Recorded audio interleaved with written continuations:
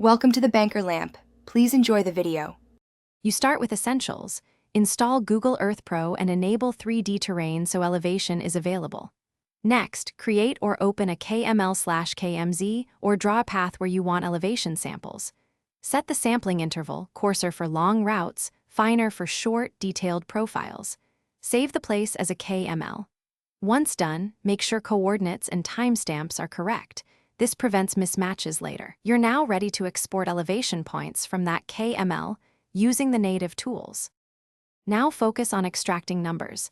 Save your place as KML to keep altitude meters tags intact. Avoid KMZ compression. If you drew a path, open the path and click Show Elevation Profile, then export the profile as CSV. This gives distance elevation pairs. For discrete place marks, open the KML in a text editor or run a short Python parser that reads altitude meters or queries the Google Earth API. Make sure units are meters. Convert only if needed.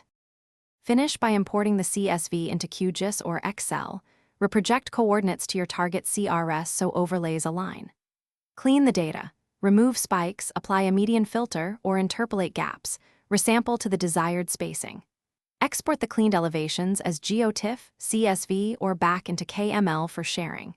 If you see missing or flat elevations, check that terrain was enabled, re-export the KML, and if issues persist, fall back to SRTM or local DEM data for more Thanks for watching. If this was helpful, leave a like and consider subscribing. See you next time.